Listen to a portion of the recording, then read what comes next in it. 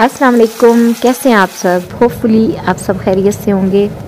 आज के व्लॉग में है जी आपके लिए दो मज़ेदार सी रेसिपीज सर्दियों के हवाले से, ग्रिल्ड फिश और ब्रेड पकौड़ा की, और इसके अलावा शॉपिंग और कुछ गपशप, और आपसे एक मशवरा भी करना है। उम्मीद करती हूँ कि आपको आज का व्लॉग पसंद आएगा और आप लोग मुझे अपना फीडबैक देना नहीं भूलेंगे। आज का व्लॉग मैं अपनी शाम की रूटीन से स्टार्ट करने लगी हूँ। आपको पता है कि आजकल तो वैसे ही इतनी ठंड है और शाम के टाइम तो सर्दी और ज़्यादा बढ़ जाती है, और इस टाइम सभी को थोड़ी भूख भी लग रही थी, तो मैंने सोचा कि चलें ब्रेड पकौड़ा बना लेती हूँ। एक तो झटपट बन जाते हैं, बहुत ही मज़े के बनते हैं। तो ये वाली जो इस टाइप की ऊपर नीचे वाली ब्रेड होती है ना, आपको पता है मोस्टली हम इसे यूज़ नहीं करते, तो मैं या तो इनके ब्रेड क्रम्स बना लेती हूँ या फिर इस टाइप की किसी रेसिपी में यूज़ कर लेती हूँ। तो ये 3 इस टाइप के मैंने स्लाइसेस ले लिए थे ब्रेड के, और फिर इनको पानी में सोक किया था फॉर फ्यू सेकेंड, और फिर जी इनको अच्छे से मैंने निचोड़ कर बाउल में डाल लिया था। तो ब्रेड पकौड़ा के लिए ब्रेड में आप कुछ भी शामिल कर सकते हैं, कोई सी भी वेजिटेबल, चाहे आलू शामिल करें ना करें, ये सब आप पे है। तो हर टाइप से ये बहुत मज़े के बनते हैं। तो बस अब ये मैंने 1 अदद गाजर ली थी, इसको मैंने ग्रेट करके डाल दिया था। हाफ ले ली थी मैंने शिमला मिर्च, और इसको भी बारीक स्लाइस करके मैंने इसमें शामिल किया। इसके साथ ही 2 ग्रीन चिलीज़ को चॉप करके मैंने डाला, और फिर ये मेरे पास थोड़े से थे ग्रीन अनियन, इनको भी मैंने चॉप करके डाल दिया था। अब ये हाफ गठी से थोड़ी सी कम है सब्ज़ धनिया, ये भी चॉप करके चली गई इसमें। और ये 1 अदद मैंने लिया है प्याज, और इसको भी बारीक स्लाइस करके मैंने इस मिक्सचर में शामिल कर दिया है। पीछे बचे हैं ये 2 अदद आलू। अच्छा, आलू जो हैं वो अगर आप ना भी शामिल करना चाहें तो तब भी इन्हीं वेजिटेबल से बड़े मज़े के ये ब्रेड पकौड़ा बन जाते हैं। तो बस जी ये दोनों आलू भी हमारे ग्रेट हो गए हैं। इन्हें मैंने ठंडे पानी के अंदर डिप कर दिया था ताकि इनका स्टार्च वगैरह निकल जाए, और जब तक ये पानी में सोख रहते हैं तब तक मैंने इसके अंदर डाल लिए थे स्पाइसेस ताकि टाइम बच सके। 1/2 टीस्पून के करीब इसमें मैंने ज़ीरा शामिल किया है, 2 पिंच अजवाइन डाली है, 1 टीस्पून कसूरी मेथी डाली है, और 1 टीस्पून के करीब कुटी हुई लाल मिर्च डाली है। इसके साथ ही 1/2 टीस्पून इसके अंदर चाट मसाला शामिल कर दिया है, और 2 टीस्पून इसके अंदर मैंने ये कुटा हुआ यानी मोटा मोटा क्रश हुआ हुआ धनिया डाला है, और 1/2 टीस्पून इसके अंदर मैंने सुरख मिर्च पाउडर डाला है। उसके साथ ही इसमें जी 1/4 टीस्पून के करीब हल्दी शामिल की है, और हाफ लेमन का जूस इसमें शामिल किया है। 1.5 टीस्पून के करीब मैंने इसमें सॉल्ट डाला था, सॉल्ट अपने टेस्ट के अकॉर्डिंग डालिएगा। और फिर जी इसके अंदर 3 टेबलस्पून भरकर मैंने डाल दिया था बेसन, और 2 टेबलस्पून इसमें मैंने शामिल किया था कॉर्नफ्लोर ताकि अच्छी सी बाइंडिंग हो सके। मुझे फील हुआ कि शायद बेसन कम होगा, तो फिर 1 चम्मच बेसन का मैंने मजीद ऐड कर दिया है। इसके बाद आलूओं को भी मैंने ड्रेन कर लिया था और अच्छे से निचोड़ के इनको मिक्सचर में शामिल कर दिया था। और अब एंड पे 2 इसके अंदर मज़ीद चीज़ें डाल रही हूँ, और वो हैं जी 1 चम्मच चिली सॉस का, सिंपल जो चिली सॉस होता है वो, और इसके साथ ही 2 चम्मच मैंने इसमें डाले थे सोया सॉस के। ये ऑप्शनल है, इससे थोड़ा चाइनीज़ वाला टेस्ट आ जाएगा इन पकौड़ों के अंदर। इसके बाद हाथों से अच्छे से सारी चीज़ों को मिक्स कर लिया था। पानी इसके अंदर बिल्कुल भी शामिल नहीं करना, बग़ैर पानी के ही ये जब हम इन्हें मिक्स करते हैं ना, तो वेजिटेबल जो अपना पानी छोड़ती हैं उसी से अच्छा सा ये पेस्ट बन जाता है। तो ये देखिए जी बग़ैर कोई पानी ऐड किए ये ज़बरदस्त सा पेस्ट अब तैयार हो गया है। बस अब इन्हें मुझे जल्दी से फ्राई करना है। मीनवाइल ऑयल को मैंने गर्म होने के लिए रखा हुआ था, और ऑयल अब हो गया गर्म। इसके अंदर 1 बाय 1 इन्हें मैंने शामिल किया और कर लिया था जी फ्राई। फ्लेम हमारा मीडियम होना चाहिए, बहुत ही ना तो लो फ्लेम पे इन्हें फ्राई करें और ना ही हाई फ्लेम पे। हमारे घर में ना वैसे तो गैस नहीं है, सिलेंडर यूज़ कर रहे हैं, तो इसलिए हीटर वाला सिस्टम नहीं है, तो इसलिए शाम के टाइम बहुत ज़्यादा सर्दी लगती है। तो थोड़ा जब मैं किचन में कुकिंग कर रही हूँ ना, तो किचन थोड़ा हीटअप हो जाता है, तो फिर ठंड का एहसास मुझे थोड़ा कम हो जाता है। तो ये है जी पकौड़ों की फ़ाइनल लुक, बहुत ही मज़े के और क्रिस्पी बने थे। तो इस ठंडे ठार मौसम में आप भी इस तरह की चीज़ें बनाते रहें ताकि आप खुद भी वार्म अप रहें और घर वाले भी। ज़रा गर्म होने के बाद हम लोग चले गए थे जी कैपिटल स्क्वायर, वहाँ से थोड़ी ग्रॉसरी भी करनी थी, और इसके साथ वीकली जो वेजिटेबल वगैरह लेके आते हैं वो भी लेने जाना था। तो बस वहाँ से जाके ये सारी चीज़ें हमने बाय की और आ गए थे घर वापस। अभी इन सारी चीज़ों को मैं समेटूंगी।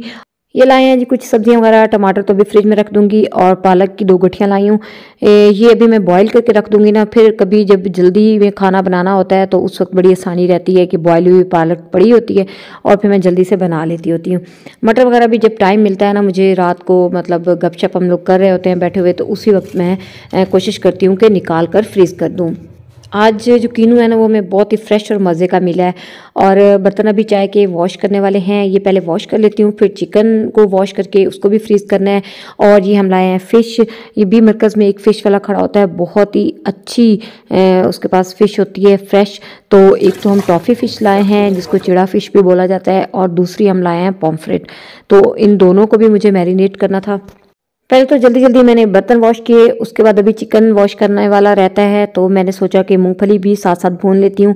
ये मूंगफली हम लोग चकवाल से मंगवाते हैं, इनके एक दोस्त होते हैं, तो बहुत अच्छी मूंगफली मिल जाती है, कच्ची होती है लेकिन जब दिल करता है ना तो गर्मा गर्म भून के हम लोग खा लेते हैं। तो इस तरह ज़्यादा मज़ा आता है। बाज़ार से ला के आप रखें ना, चाहे जितनी भी अच्छी हो, थोड़े दिनों के बाद वो सोगी सी लगने लगती है। तो इस तरह से एक तो कच्चे वाली थोड़ी सस्ती भी मिल जाती है, और फिर खाने का मज़ा भी गर्मा गर्म का ही ज़्यादा आता है। कोई भी पुराना पैन आप इस काम के लिए रख लें, नीचे चाहे आप रेत डाल लें या नमक डाल लें, तो बड़ी अच्छी मूंगफली जो है वो भून जाती है। तो बस ये थोड़ी थोड़ी करके मैंने भून ली थी, साथ में किचन के अपने दूसरे काम भी समेट लिए थे।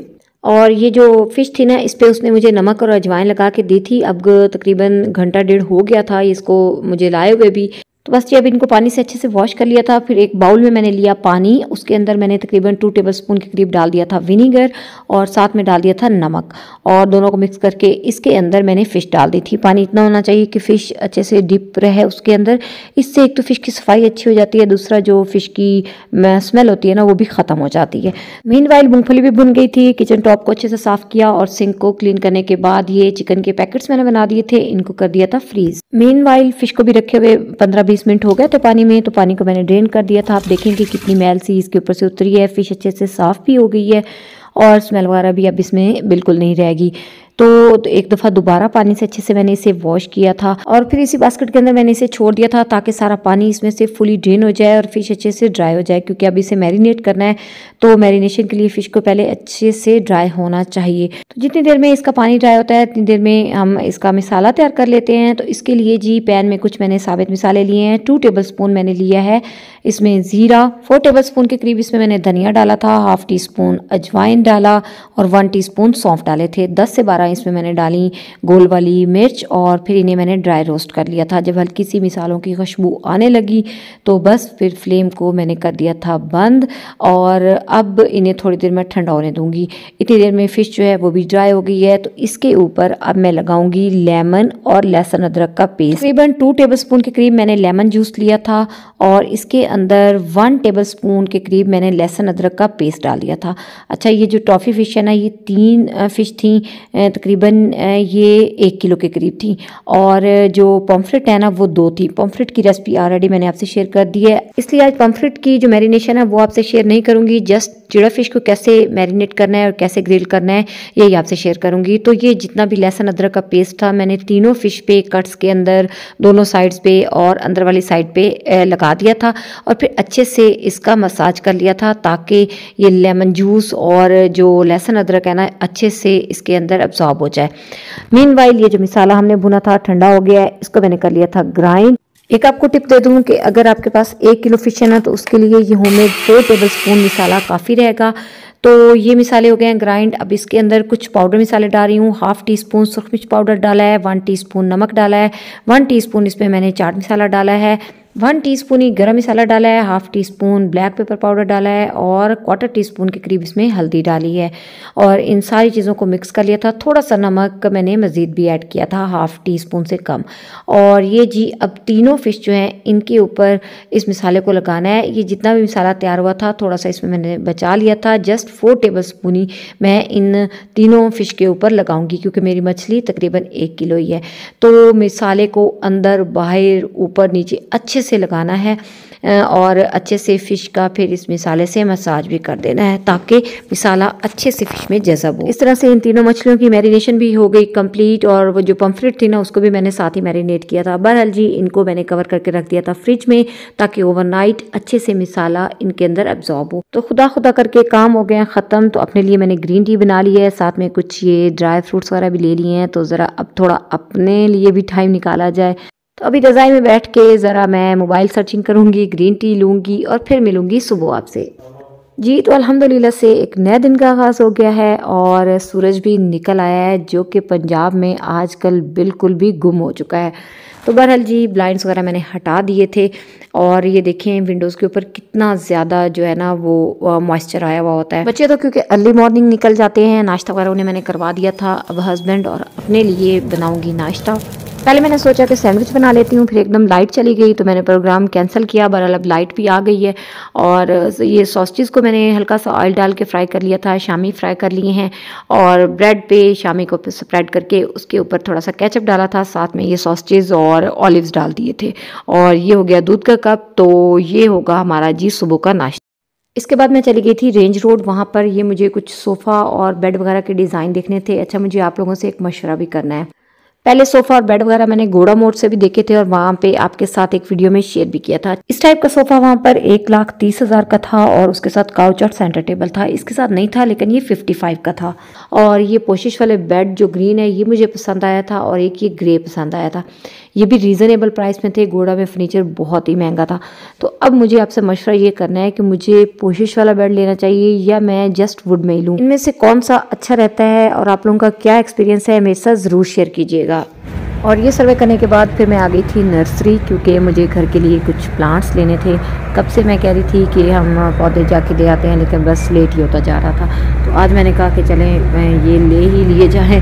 तो माली को मैंने इधर ही बुलवा लिया था और फिर यहाँ से हमने कुछ प्लांट्स सेलेक्ट किए। प्लांट्स भी आजकल बहुत ज़्यादा महंगे हुए हैं। वहाँ भी काफ़ी ज़्यादा तेज़ चली हुई थी और बहुत ज़्यादा ठंड हो रही थी। इसके बाद आ गई थी घर और ये हैं जी कुछ प्लांट्स जो मैंने ख़रीदे हैं और क्यारियाँ वगैरह जो थी वो माली पहले ही तैयार कर गया था। तो ये जी देखिए कुछ प्लांट्स लग चुके हैं क्यारियों में, कुछ अभी गमलों के अंदर ही मौजूद हैं और इनके लिए अभी तैयार करेंगे क्यारी और फिर इनको भी ट्रांसफ़र करेंगे। ये लीमू का पौधा जो है ये हमने नया लगाया है और एक पौधा पहले लगा हुआ था। और इसी तरीके से एलोवेरा वगैरह के प्लांट्स लाई हूँ। और ये है मोतिया का पौधा। ये पता नहीं, अब जाहिर बात है जब सीज़न आएगा ना तो फिर ही फूल उठाएगा। बस तो दिन इस तरह गुजर गया यार, टाइम गुजरने का पता ही नहीं चलता। बस ऐसे दिन तो हवा हो जाता है।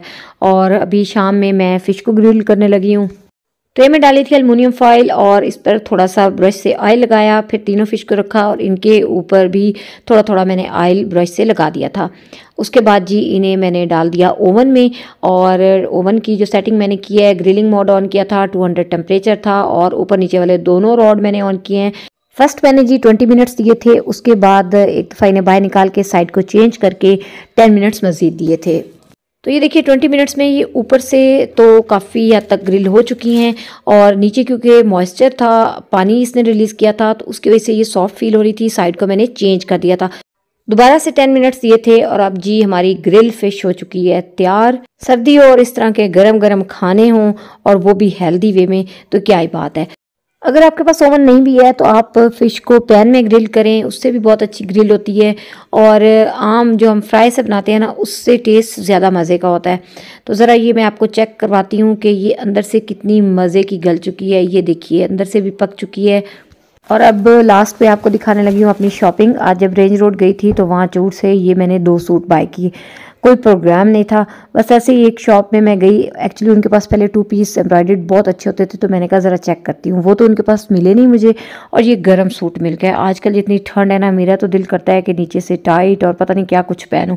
तो बजाय इसके कि ये डबल डबल चीज़ें पहनी जाएँ, ये इस तरह के गर्म स्टफ़ में कपड़े लिए जाए ना तो मेरे ख्याल में वो ज़्यादा बेहतर है। तो मिले भी मुझे बहुत ही रीज़नेबल हैं। पहले ये नीचे ग्रीन वाला मुझे पसंद आया था, फिर उसने ये दिखाया तो ये लाइनिंग के साथ इसका ट्राउज़र था तो मुझे ये भी अच्छा लगा। तो मैंने कहा चलिए दोनों ही ले लेती हूँ। और ये जी इस तरह से 1500 में ये दोनों सूट मैं बाय करके लाई हूँ।